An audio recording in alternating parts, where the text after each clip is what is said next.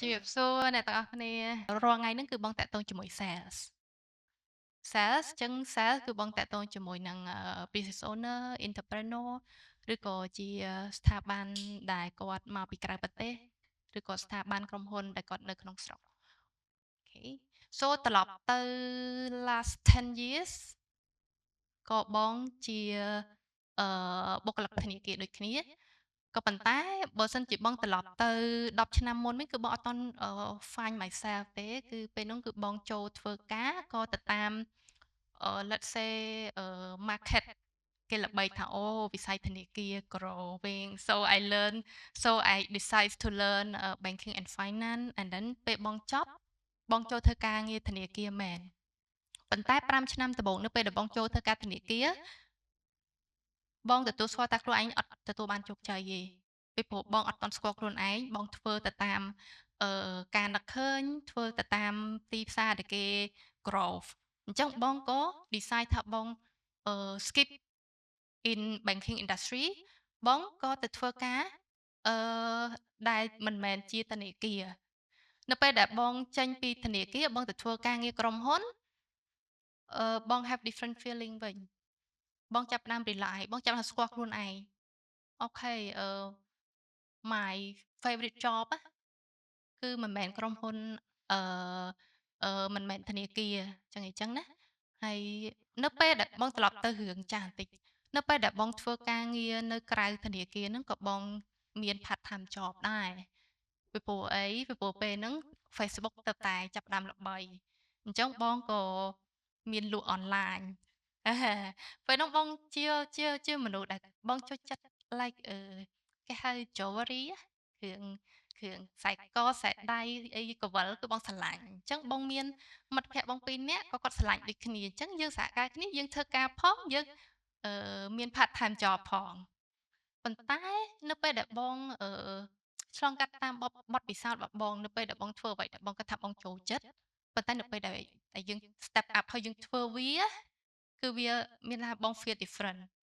បង feel ថាវាអត់ស្រួលទេពីព្រោះនៅពេលហ្នឹងយើងមានគ្នា2នាក់បងធ្វើការគាត់មានពេលច្រើនជាងបងអញ្ចឹងវា feel ថាវាអត់ transparent មានថាមិត្តភក្តិបងធ្វើការងារច្រើនជាងបងអញ្ចឹងអា part time job ដែលបងធ្វើហ្នឹងគឺពួកបង2នាក់គឺបង give up បង give up and then បង step back ត្រឡប់ទៅវិញថាតើបងគួរតែ decide to grow in my career ឬក៏បងត្រូវចាប់យកអាជីវកម្ម and then នៅពេលនោះគឺបងគិតច្បាស់គឺបងបានត្រឡប់មក banking industry វិញប៉ុន្តែគេហៅនិស្ស័យរបស់យើងណានិស្ស័យរបស់យើងគឺយើងចូលចិត្តខាងផ្នែក entrepreneur យើងចូលចិត្តអគេហៅថាចង់ចេះចង់ដឹងរឿងអាជីវកម្មអញ្ចឹងបងត្រឡប់មកវិញគឺបងត្រូវសម្រេចចិត្តថាបងធ្វើផ្នែកអីផ្នែក support ឬក៏ផ្នែក sale ទាំងដែលបងដឹងថាផ្នែក sale គឺវា challenge ខ្លាំងណាស់ហើយយើងនៅក្មេងយើងអត់ទាន់អាចmanage the floor បានយើងអត់ទាន់អាចជួបជាមួយមនុស្សថ្មីបានទេប៉ុន្តែបង commit ខ្លួនឯងថាខ្ញុំចង់ចេះពី business អញ្ចឹងខ្ញុំត្រូវតែ start career in sale អញ្ចឹងបងត្រឡប់មកវិញបងមកធ្វើការ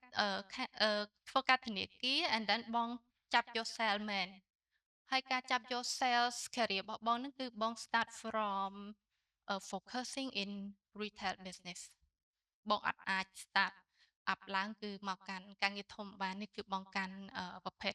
retail business small and medium enterprise and later on បង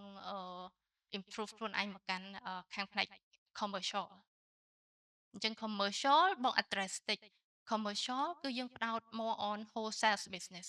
អញ្ចឹង wholesale business គឺ mainly គឺប្រភេទស្ថាប័នធំៗដែលគាត់មាន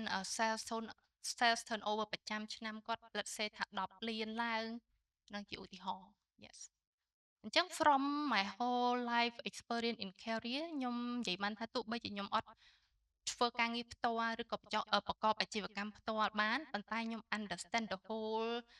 story the whole operation and how they manage their finance អញ្ចឹងបងឈរនៅនេះគឺបងអាច share ពីបទពិសោធន៍ដែលបងធ្វើការជាមួយនឹងខាង entrepreneur ជូនបងប្អូនអញ្ចឹងណា អូខេជាក់ស្ដែងមុនហ្នឹងបុរិតគាត់បាន share ហើយតាក់ទងជាមួយនឹងbusiness side hustle ឬក៏part time job เนาะតាក់ទងជាមួយនឹង irregular income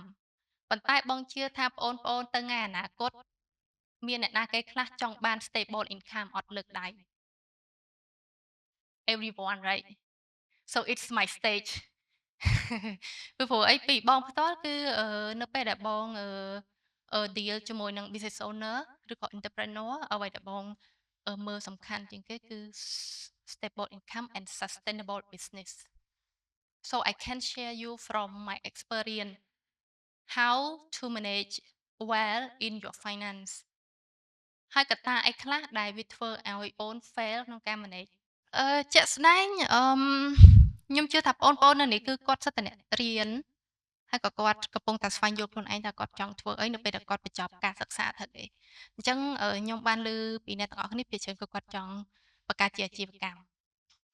អញ្ចឹង my only question មុននឹងពេលអូនចង់បង្កើតអាជីវកម្មតើអូនមានបាន preparation ហើយនៅ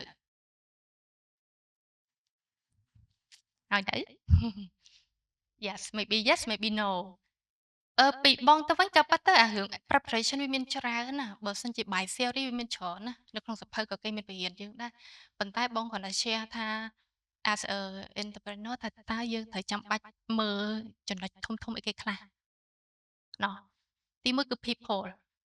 if you want to grow far you cannot grow alone you have to grow with your peer your partner អាហ្នឹងបងត្រូវគិតដែរតើអូនចង់បង្កើត business ហ្នឹងតែម្នាក់ឯងឬក៏ប្អូនត្រូវការដៃគូ That's why I mention people ត្រូវទេទី2តាក់ទងជាមួយ marketing and competitor analysis ដូចកុសមាគាត់លើកឡើងហើយអញ្ចឹងនៅពេលដែលយើងស្រឡាញ់ការងារអីមួយគឺយើងត្រូវស្គាល់អតិថិជនរបស់យើង value preparation preposition ថាតើអតិថិជនរបស់យើងគាត់ត្រូវការអីបងជឿជាក់ថាប្អូនបានរៀនហើយចំណុចអស់ហ្នឹងចំណុចទី3ដែលសំខាន់ហើយវា relevant តាក់ទងជាមួយនឹង financial readiness ពីព្រោះអីនៅពេលដែលយើងសម្រេចចិត្តថាយើងរកអាជីវកម្មសំខាន់បំផុតគឺ money ដោយបុរិតបានលើកឡើងអញ្ចឹងនៅពេលដែលប្អូនបានចំណូលពី let's say ជា part time job ចំណូលវាអត់ថេរទេប៉ុន្តែចំណាយវាថេរអញ្ចឹងកំឡុងពេល let's say ថា6ខែ1ឆ្នាំអូនមានទុនបម្រុងកម្រិតណាដើម្បីទប់ទល់អាការខាតរបស់យើងណាពីព្រោះអីទីផ្សារកាន់តែប្រកួតប្រជែងកាន់តែ challenges អាហ្នឹងវាតកតងជាមួយនឹង money ទី3sorry ទី4 partner bank partner bank ទោះបីជាបននៅខាងផ្នែក lending ណាប៉ុន្តែមិនមែនមានន័យថាតើត្រូវការ loan មិនត្រូវការ bank ទេនៅពេលដែលអូន start up a small business ក៏អូនត្រូវការ bank ដែរ let's say ប្អូនស្រីគាត់ស្រឡាញ់ខាងផ្នែកdrinks ឬក៏ food ណោះ you have to choose the right bank ពីព្រោះអីធនាគារគាត់មិនមែនផ្ដល់តែ lending ទេគឺគាត់ផ្ដល់ service ជាច្រើនតាក់ទងជាមួយនឹង eco payment system ហើយនិងdigital payment អញ្ចឹងអ្វីដែលបងចង់ address eco payment system ហ្នឹងគឺវាសំដៅទៅលើ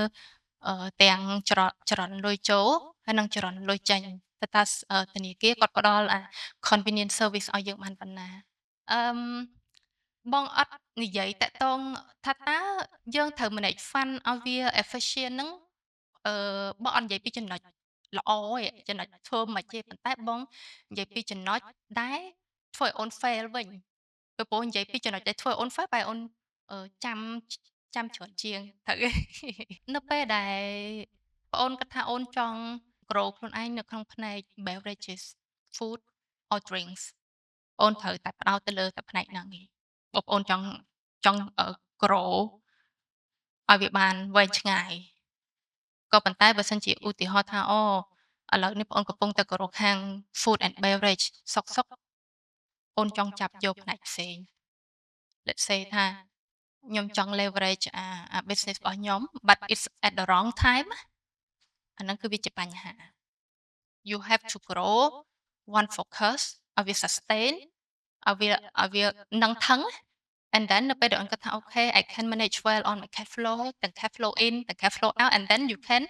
think of other business ដែលគិតថា leverage your income ត្រឡប់មកវិញ So over leveraging is not really is a good sometimes it's a risk អឺអូខេ make use of fund make use of fund ហ្នឹងគឺដោយសារតែចេះកន្លងមកនៅពេលដែលបង deal ជាមួយ entrepreneur ណាបទពិសោធន៍របស់បងគឺ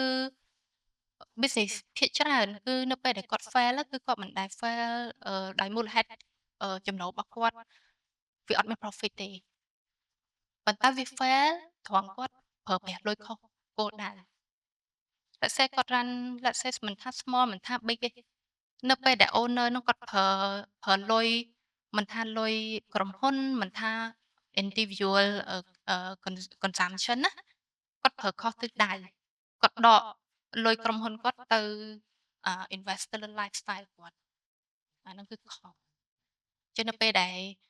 ល business គាត់ត្រូវការទុនបង្វិលគឺគាត់អត់មានលុយបង្វិលតន់ទេអញ្ចឹងវាធ្វើឲ្យប៉ះទៅលើ operation របស់គាត់អញ្ចឹងបានបងប្រើពាក្យថា mix use of fund គាត់ប្រើលុយក្រុមហ៊ុនហើយនិងលុយindividual ហ្នឹងវា mix ចូលគ្នាអាហ្នឹងគឺយើងអត់ encourage ឲ្យគាត់ធ្វើអញ្ចឹងទេ as a banker perspective and then over leveraging បងលើកឡើងហើយ wrong purpose wrong purpose កន្លែងនេះជាក់ស្ដែងទៅវាកើតឡើងច្រើនណាស់សម្រាប់ entrepreneur ឬក៏ company មួយចំនួនធំដែលគាត់គិតថាអត់អីទេអត់អីទេពេលខ្លះនៅពេលដែលមិញបងនិយាយត្រឡប់ទៅ S curve វិញនៅពេលដែលអូន run business នឹង growth កំពុងតែ growth ណាចង់មិនចង់ក៏អូនត្រូវការ bank finance ហើយពេលហ្នឹងពីព្រោះអូនគិតថាអូនមានលុយ cash flow អូនប្រសើរហើយប៉ុន្តែវាអត់អាចទៅ support អាការ grow របស់អូនទាន់ពេលអូនត្រូវការ bank support ប៉ុន្តែបញ្ហាគឺនៅហ្នឹងបើសិនជាអូនប្រើប្រាស់លុយនឹងត្រូវវាជា good borrowing តែបើសិនជាអូនប្រើប្រាស់លុយនឹងខុសវាជា dangerous borrowing ពីព្រោះអី loan នៅពេលដែលអូនបាន loan ហើយគឺអូនកុំភ្លេចថាអូនត្រូវមាន obligation in a very long term អញ្ចឹងបើសិនជា loan យកទៅ grow your business you have to inject the lending to your business grow not to let's say investment for real estate for condominium ឬក៏ for other lifestyle ហ្នឹងវា bring a high risk to your financial management so from the key point ថ្ងៃនេះបងអាច share បានប៉ុណ្ណឹង I hope that you pick the point that you interested ហើយអាចនឹងមាន question and answer បន្ថែម